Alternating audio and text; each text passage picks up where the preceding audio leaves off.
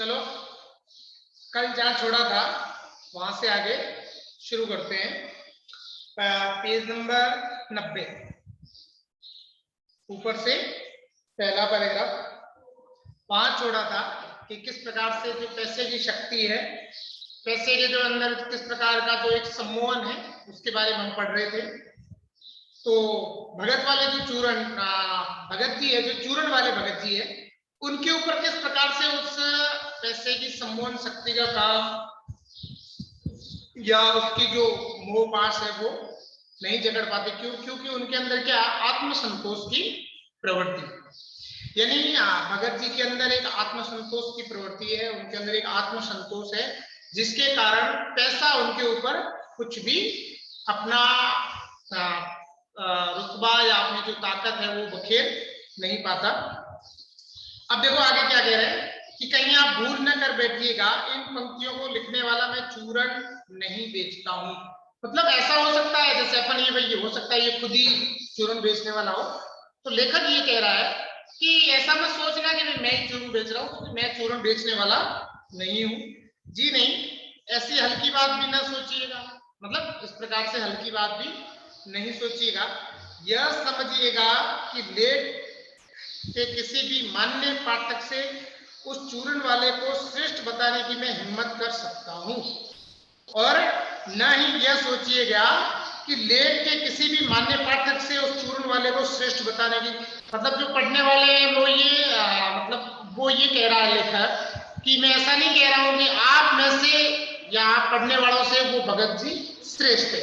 वो किसी को ऊपर श्रेष्ठ दिखाना, किसी को कम कर आंकना, उस विषय में बात नहीं कर रहा है। बात किसकी हो रही है? बात हो रही है गुणों की, यानी गुण कैसे है। उस व्यक्ति के अंदर आत्मसंतोष के गुण है, उस व्यक्ति के अंदर आत्मसंतोष का भाव है।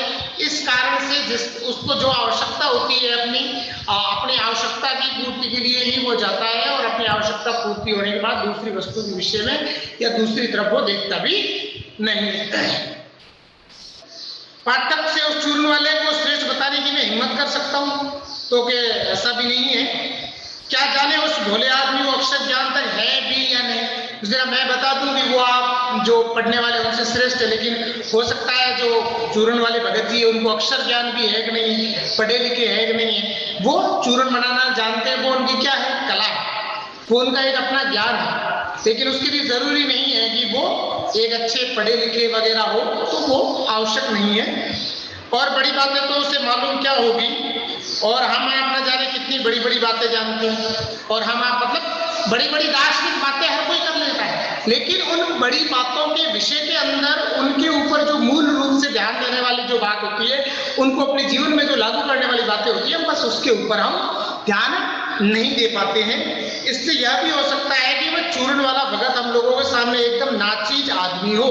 नाचीज का मतलब कुछ भी नहीं है, यानी चूर्ण वाला भगत जो व्यक्ति है वो हमारे सामने फिर कुछ भी नहीं है। लेकिन आप पाठकों की विद्वान श्रेणी का सदस्य होकर भी मैं यह स्वीकार नहीं करना चाहता हूँ। यानी वो कह रहा है कि जैसे आप पाठक जितने विद्वान हैं, आप जितने श्रेष्ठ हैं, उतना मैं भी पढ़ा लिखा हूँ, तो हम और आप बराबर हैं। तो अब देखो आगे क्या कह रहा है कि उस अपदार्थ प्राणी को वह प्राप्त है जो हम में से बहुत कम को शायद प्राप्त। अपदार्थ का मतलब जो कुछ भी नहीं है, यानी अपदार्थ का मतलब क्या है कि जो अपने आप में या जिसका स्वयं का कोई भी वजूद है वो नहीं है, या जिसका अपन कह सकते हैं अस्तित्व नहीं है, यानी जिसका स्वयं का अस्तित्व नहीं है। या अपदार्थ किसको कहा है? तो चूरण वाले भगत जी को कहा है। किसको कहा है? तो चूरण वाले को कहा है अपदार्थ। यानी वो कह रहे हैं इनका अस्तित्व भी है कि नहीं है, तो इस विषय में मैं बात नहीं कर रहा हूँ। वो अपदार्थ है मतलब उसको बस तो अभी वो जीवित है नहीं है, इस विषय में कोई बात नहीं हो सकती अभी। लेकिन उसमें एक गुण है जो हम सब में नहीं है, और वो क्या है? आत्मसंतोष। यानी उस व्यक्ति के अंदर, चूर्ण वाले जो भगत जी हैं, जो चूर्ण बेचने वाले हैं, उनके अंदर क्या है? आत्मसंतोष है, और जो हम लोगों के अंदर कहीं पर भी ढूंढने से भी नहीं मिल रहा है। उस पर बाजार का जादू वार नहीं कर पाता। यानी आत्मसंतोष है, इसीलिए उसके ऊपर बाजार का जो जादू है वो वार नहीं कर पाता। माल बिछा रहता है और उसका मन अडिग रहता है। माल बिछा हुआ मतलब वहां बहुत सारा माल है, वो पड़ा है, बाजार पूरा का पूरा सजा हुआ है, पूरे बाजार के अंदर उन्होंने वो माल को बिछा रखा है। दुकानदार चमकीले, ये ले लो, इसके अंदर ये है, ऐसा ऐसा है, बड़े बड़े होर्डिंग्स, उनकी विज्ञापन या उनको बड़ी बड़ी चमक दमक के साथ दिखाया जाता है, लेकिन उनका मन अडिग है। अडिग का मतलब जो अपने लक्ष्य के ऊपर अटल है कि मुझे कहां से क्या खरीदना है, अपनी वस्तु के ऊपर ध्यान है। बाकी बाजार के अंदर क्या पड़ा है, बाजार के अंदर पड़ा है, बाजार का वो मेरा तो है। पैसा उससे आगे होकर भीख तक मांगता है कि मुझे लो, यानी पैसा भी पड़ा, ऐसी बात नहीं है भगत जी के पास पैसा नहीं, पैसा भी कह रहा है कि चलो ये ले लो, लेकिन वो नहीं ले रहा है। क्यों? क्योंकि उनका जो मन है उसके अंदर उसकी आवश्यकता है वो बिल्कुल भी नहीं, उनका मन पूरी तरह से उस संदर्भ में भरा हुआ है। लेकिन उसके मन में पैसे पर दया नहीं समाती, वह निर्मम व्यक्ति पैसे को अपने आहत गर्भ में बिलकता ही छोड़ देता है। बाकी जगह नहीं कहते ना, जिसके पास पैसा आता है वो अपने आप खरीद देता है, पैसा अपनी पावर दिखाता है, लेकिन चूर्ण वाले भगत जी है, इनके सामने पैसा भी पानी भरता है। क्यों? क्योंकि उन्हें इतना लोभ नहीं है, उनको इतनी लालच नहीं है, उनको इतना पैसे के विषय में किसी भी प्रकार का कोई भी लोभ मोह माया नहीं है। वो अपने आत्म सम्मान स्वरूप और अपने आत्म संतोष के कारण प्रसन्न हैं और वो जो आवश्यकता है वही खरीदने जा रहे हैं।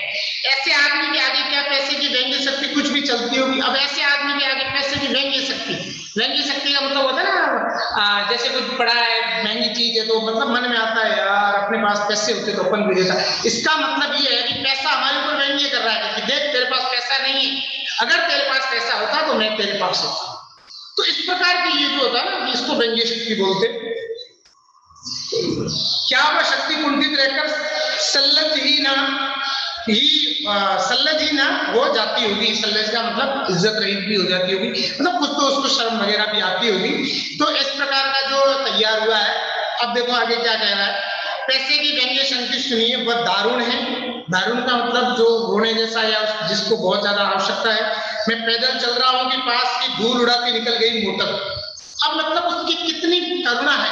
आप जैसे कोई भी व्यक्ति जा रहा है पैदल, साइड में से अच्छी सी कोई रेंजर साइकिल चला गया, अब वो बड़ा सोचेगा यार मैं भी रेंजर साइकिल लेके आऊं, हाँ रेंजर चलाऊंगा। अब आप थोड़े दिन से रेंजर ले, आप रेंजर साइकिल चला, अब रेंजर साइकिल चलाते चलाते थोड़े से समय बाद क्या होता है, यानी जैसे ही किसी के पास अपने पास से एक अच्छी सी मोटरसाइकिल गुजरी, मैं भी मोटरसाइकिल लूंगा। अब आपने कुछ समय बाद मोटरसाइकिल ले ली, अब मोटरसाइकिल के पास से एक अच्छी सी कार गुजरी, अब आपके मन में क्या आएगा, ना वो रेंजर साइकिल आएगी ना मोटरसाइकिल आएगी, अब क्या आएगा, मेरी कार। फिर अच्छी कार, आपने कार ले ली, फिर फॉर्च्यूनर निकली, अब मैं भी फॉर्च्यूनर लूं। तो ये बढ़ती जाती है। आत्मा के अंदर विभिन्न प्रकार के होता है ना, आत्म संतोष जिस व्यक्ति को नहीं होता है, उसकी इच्छाएं, उसकी लालसाएं, उसका जो लोभ है वो धीरे धीरे क्या होता जाता है, बढ़ता जाता है। तो धूल उड़ाती निकल गई मोटर, यानी मोटर का मतलब कोई गाड़ी निकल गई। वह क्या निकली, मेरे कलेजे को कौनती एक कठिन व्यंग्य की लीक ही आर पार हो। लीक का मतलब होता है रास्ता आर पार हो गई, मतलब देख वो पैदल चले गए, मैं गाड़ी हूं और मैं पैसे वालों के पास हूं, तेरे पास नहीं हूं। तो व्यक्ति बनाया यार अपने को गाड़ी तो यार अपने को भी चाहिए। जैसे किसी ने आंख में अंगुली दिखा दिया कि देखो उसका नाम है मोटर और तुम उससे वंचित हो। अंगुली दिखाने के पास तेरे पास है क्या, तू है, तेरे पास ये है, इस प्रकार का जो विचार आता है तो उस संदर्भ में कि तेरे पास कुछ भी नहीं है, वो मुझे अपनी ऐसी विडंबना मालूम होती है कि बस पूछिए मत। विडंबना का मतलब होता है बहुत ज्यादा बड़ी बेशर्म लगती है, यार मेरे पास गाड़ी नहीं है, ये वो ऐसा, मतलब मन के अंदर लालसाएं जो उठती वो थोड़ी सी और ज्यादा उठ जाएगी। मैं सोचने को आता हूँ कि हाय ये भी माँ बाप रह गए थे जिनके या मैंने जन्म लेने तो क्यों ना मैं मोटर वालों के यहाँ पैदा हुआ। मोटर वालों का मतलब जो गाड़ियों वाले थे, पैसे वाले थे, अमीर माँ बाप के यहाँ पैदा होता तो मेरे पास भी गाड़ी होती है। उस व्यंग्य में इतनी शक्ति है कि जरा मुझे अपने सबों के प्रति कृतज्ञता कर सकती। कृतज्ञता का मतलब होता है मतलब ऐसा भाव जो ठीक नहीं हो, यहाँ पर अपन कह सकते हैं उनके प्रति अपन एक जो आत्मसम्मान है वो अपन खो देते हैं। यानी किसके कारण? सिर्फ उस गाड़ी के कारण, लोभ लालच के कारण। जो अपने सगे थे उनको अपने से उन्होंने क्या कर दिया? दूर कर दिया। यानी अपने जो सगे थे उनको ही उन्होंने एक झटके के अंदर अपन से क्या कर दिया? दूर कर दिया।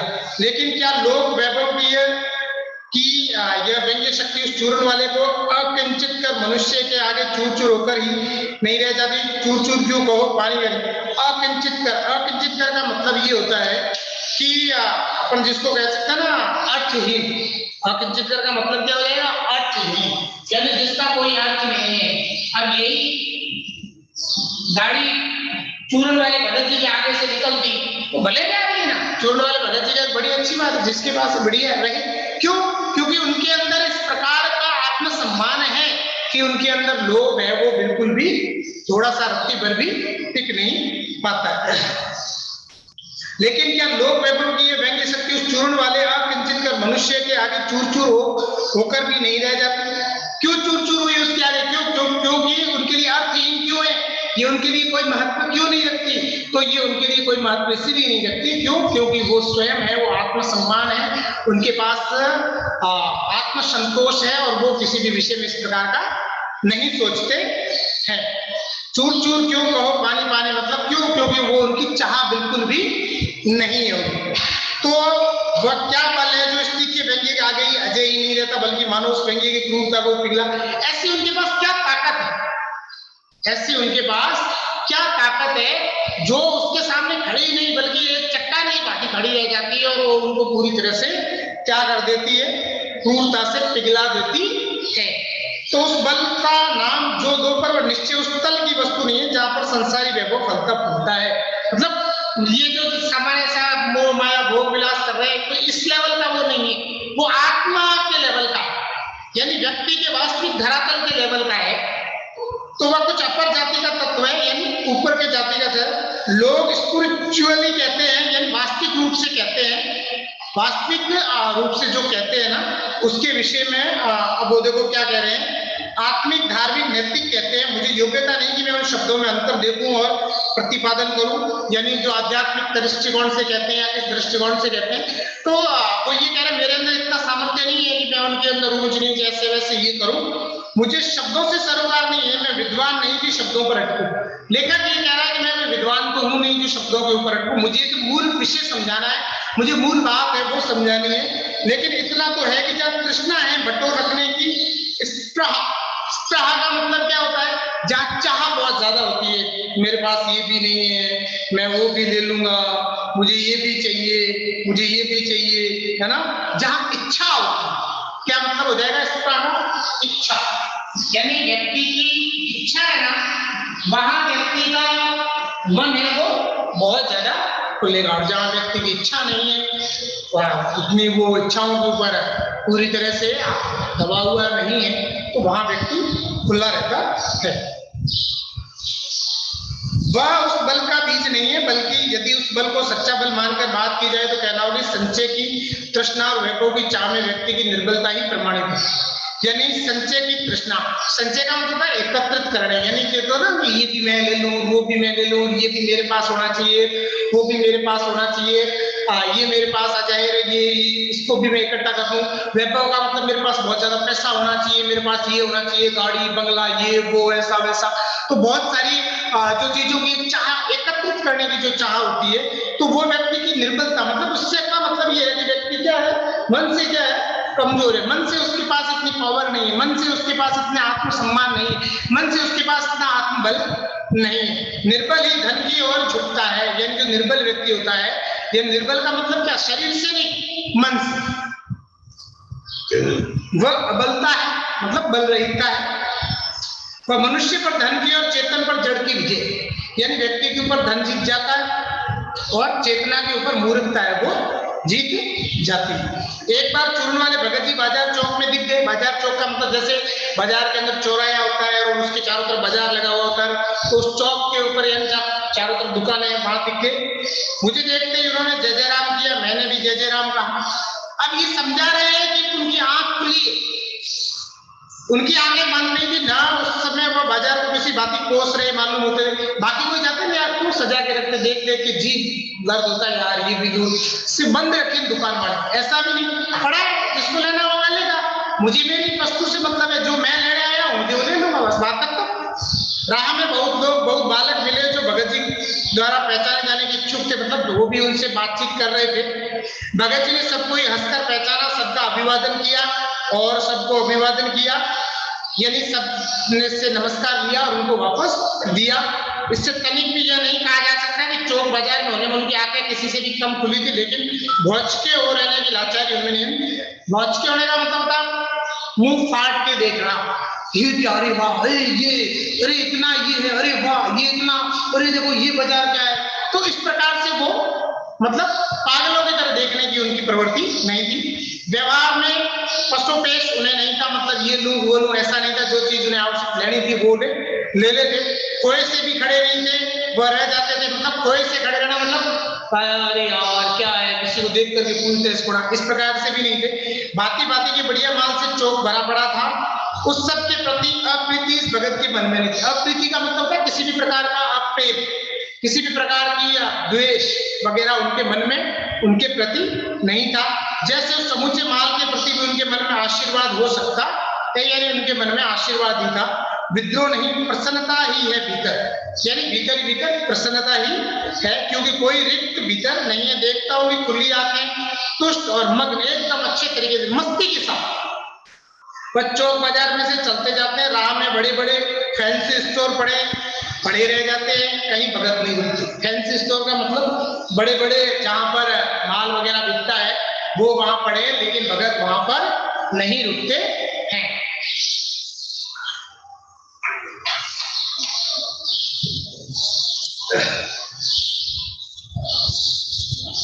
राह में बड़े बड़े फैंसी स्टोर पर पड़े रह जाते हैं, कहीं भगत नहीं रुकते तो एक छोटी पंसारी की दुकान पर, जहां पर ये औषधि वगैरह का कुछ सामान मिलता है ना, दवाइयां बनाने का, तो उस पंसारी की दुकान पे रुकते हैं, जहाँ दो चार अपने काम की चीज ली और चले आते हैं। बाजार की हट पूर्व विमुखता उनमें नहीं है, मतलब जबरदस्ती अरे यार मैं नहीं देखूंगा, तो देख लिया मुझे लेना पड़ेगा ये वो, तो इस प्रकार का उनके अंदर वो नहीं था।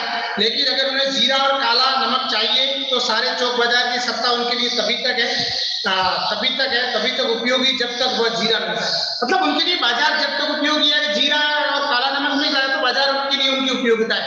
अगर अपने को जो आवश्यक चीज चाहिए अगर वो व्यवहार नहीं मिल रही है तो फिर हमारे लिए बाजार कोई उपयोग का नहीं है। जरूरत भर जीरा वहां से ले लिया कि सारा चौक उनके लिए आसानी से नहीं के बराबर हो जाता है, और वो जानते हैं कि जो उन्हें चाहिए वो है जीरा नमक। बस इस निश्चित अप्रीति के बल पर से सब चांदनी चौक का आमंत्रण उनपर व्यक्त होकर बिखर, बाकी से उन्हें कोई मतलब नहीं है। चौक की चांदनी दाएं बाएं भूखी की भूखी पे रह जाती है, क्योंकि भगत जी को जीरा चाहिए वो कोने वाली पंसारी की दुकान से मिल जाता है और वहां से सहज भाव में ले लिया, कोई ऊंचा नीचा नहीं, कोई महंगा वगैरह नहीं, एकदम सहजता से वहां से ले लिया। इसके आगे आसपास चांदनी बिछी रहती है तो बड़ी खुशी से बिछी रहे, भगत जी से बेचाएगा कल्याणी चाहते, मतलब वो चाहते हाँ भाई जो बाजार ले लो मुझे अच्छा ही है, मुझे तो मेरी आवश्यकता की चीज मिल गई तो मेरे लिए यही आवश्यकता है और मेरे लिए ये बाजार अच्छा।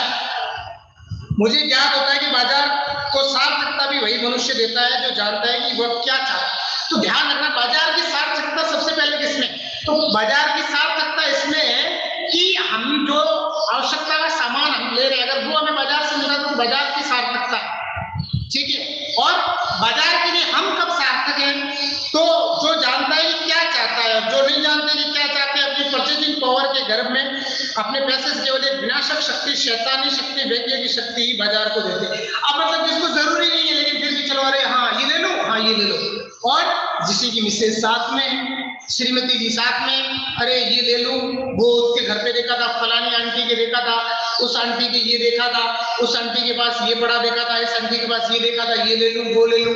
तो इस प्रकार से वो सब कुछ लेते रहते हैं जो बिल्कुल भी आवश्यकता नहीं।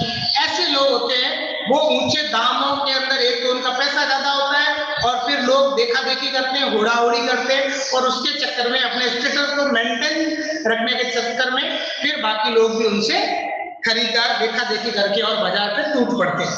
न तो वे बाजार से लाभ उठा सकते हैं, न बाजार को सच्चा लाभ दे सकते हैं। वे लोग बाजार का बाजारूपन बढ़ाते हैं, मतलब बहुत ज्यादा अनावश्यकता रूप से वो कंपटीशन जिसको कहते हैं, अनावश्यक रूप से दिखावा है वो बढ़ाते हैं, जिसका मतलब है कपट बढ़ाते हैं। कपट की बढ़ती का अर्थ परस्पर सद्भाव की घटी, यानी कपट बढ़ता है, धोखा बढ़ता है, वो दिखाता है ये ऐसा है वैसा है, और उसके चक्कर में बहुत जो कम अच्छी चीज नहीं है वो देता है, और जिससे आपस में क्या है प्रेम वगैरह है वो कम होता है। इस सद्भाव के हास का मतलब नष्ट होने पर आदमी आपस में भाई भाई और सुहृदय और पड़ोसी फिर रह ही नहीं जाते, वे आपस में पूरे ग्राहक यानी ग्राहक और बेचक की तरह व्यवहार करते हैं, यानी खरीदने वाला और बेचने वाला, बस यही तक सीमित है, बाकी हमारा कोई रिश्ता नहीं रह जाता। क्यों? क्योंकि प्रत्येक व्यक्ति ज्यादा से ज्यादा धन दिखाना चाहता है, प्रत्येक व्यक्ति ज्यादा से ज्यादा वहां धन कमाना चाहता है, बस वही है कि कितना ज्यादा दे और मेरी जेब कितनी आसानी से भर सके। मानो दोनों एक दूसरे को ठगने की घात में हो, एक ही आदमी में दूसरे को अपना लाभ दिखता हो। अब ग्राहक सोचता है यार मैं कुछ चूना लगा दूं इसको, और दुकानदार सोचता है कि मैं इसको कुछ चूना लगा दूं, और ये बाजार का नहीं बल्कि इतिहास का सत्य माना जाता है। ऐसे बाजार को बीच में लेकर लोगों की आवश्यकताओं का आदान प्रदान नहीं होता, यानी इससे क्या है कि आवश्यकताओं का जो आदान प्रदान है वो नहीं होता, बल्कि शोषण होने लगता है, तब कपट सफल होता है, यानी लोगों का शोषण होता है। फिर जब कोई आवश्यक वस्तु होती है फिर तो वो उसी के अंदर भी आ जाता है, और ये समाज के लिए और एक सामान्य लोगों के जो शास्त्र है उसके लिए ये बहुत खतरनाक होता है। तब कपट सफल होता है, मतलब छल कपट है वो जीत जाता है। निष्कपट शिकार होता है, निष्कपट यानी जो भोले भाले लोग हैं वो उनके शिकार हो जाते हैं। ऐसे बाजार मानवता के लिए विडंबना है, मतलब बहुत बड़ी समस्याएं हैं। जो ऐसे बाजार का पालन पोषण करता है, जो उसका शास्त्र बना हुआ है वो अर्थशास्त्र सरासर औंधा है। औंधा का मतलब किसी भी काम का नहीं है, और वो मायावी शास्त्र है। और अर्थशास्त्र अनैतिक शास्त्र, यानी ये गलत तरीके से बनाया हुआ है, और ये शास्त्र क्या करता है समाज को बहुत ज्यादा नुकसान देता है, और समाज का जो एक ढांचा है, समाज का जो एक चलने वाला जो एक तरीका है, समाज का जो चल रहा है एक सिस्टम बना रखा है, उस सिस्टम को ये क्या कर देता है तोड़ देता है और पूरी तरह से नष्ट कर देता है, जिससे आपस में प्रतिस्पर्धा बढ़ती है और छल कपट है वो और भी ज्यादा बढ़ता है। ठीक है।